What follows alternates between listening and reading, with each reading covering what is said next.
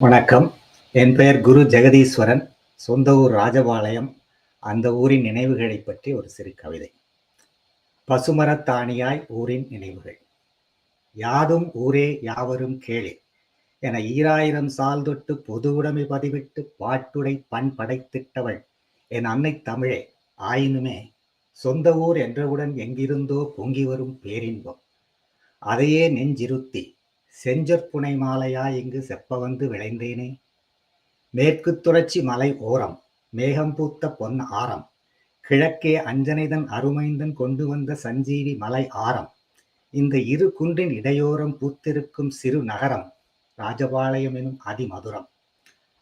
சொந்த ஊர் என்றவுடன் முந்தி வந்த முதல் நினைவு எங்கள் ராஜபாளையத்து நாய், அதுவும் முக்கனியின் முதற்கனியாம் மாங்கனியும். பாளையத்து நாயவனே, ராஜபாளையத்து நாயகனே, வெய்யோன் ஒளி பட்டு வெண்பட்டு போல் ஒளிரும் நின் மேனி, இது பொய்யோ என என் கண்ணே பட்டு விடும் தானே. வீட்டிலிருந்து எட்டிவிடும் தூரத்தில் தாத்தா வளர்த்த மாந்தோப்பு, மார்ச் மாத கடைசியிலே அவள் பூப்பு, ஆர்ப்பரிக்கும் இளவேனில் வரும் காய்ப்பு, முழுப்பரிச்சை முடிவினிலே பழுத்து பொற்கனியாய் அவள் வார்ப்பு. இப்புவியில் எத்தனையோ ரகம் இருந்தும் எங்கள் ராஜபாளைய சப்பட்டை போல் சுவை வருமா?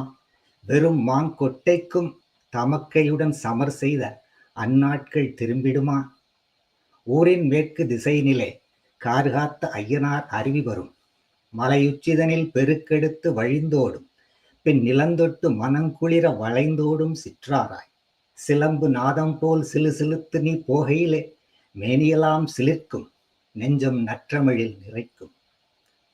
நெசவும் நூற்புமே இந்த மண்ணை இயக்கும் ஆக்க விசையாகி, பஞ்சாலை மணி ஒளியே ஊருக்குள் நாத இசையாகி, இதயத்து ஜீவ நாடியாய் நொடி நொடியும் துடித்திடுமே. வீட்டிலிருந்து பள்ளி செல்லும் சாலையெல்லாம் வெண்பொதியாய் பஞ்சு மூட்டை ரோட்டெல்லாம் அடைத்து நிற்கும். அங்கேயே என் கல்வி கண் திறந்த அரும்பள்ளி, நான் படித்த சிறு பள்ளி, அன்னப்பா மேல்நிலைப்பள்ளி, என் வாழ்வில் வழிகாட்ட வந்த விடிவெள்ளி.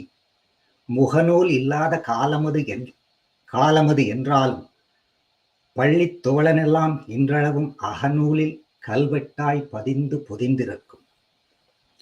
உயிரியற் பாடத்தில் கூராய்வு பயிற்சிக்காய் குட்டை குளமெல்லாம் தேடி தவளையை பிடித்து அது வெறும் சொறித்தேரையென தூக்கி எறிந்ததும் நினைவிலோடும்.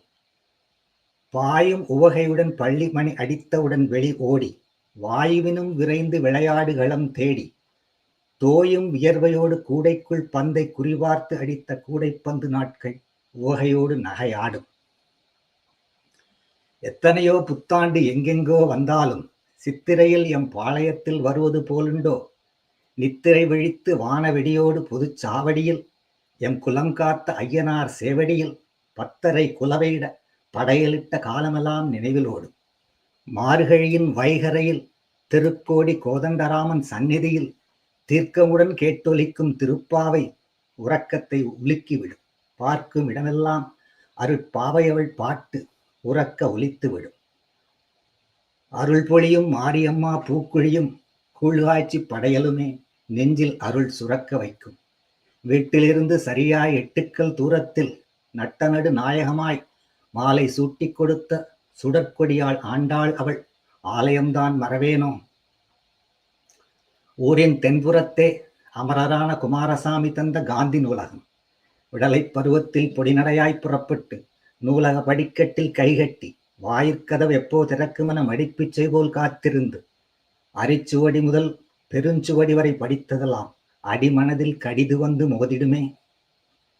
அறியா சிறுவயதில் அடம்பிடித்து வாங்கி தின்ன கூரக்கட கொத்துணவும், ஆனந்தா பிரியாணியும், காரசார சிக்கன் சுக்காவும், பாம்பே ஸ்டால் சில்லி பரோட்டாவும், அம்சவல்லி குருமாவும், குமரன் ஸ்வீட்ஸ் அல்வாவும் இப்போதும் வாயுருமே.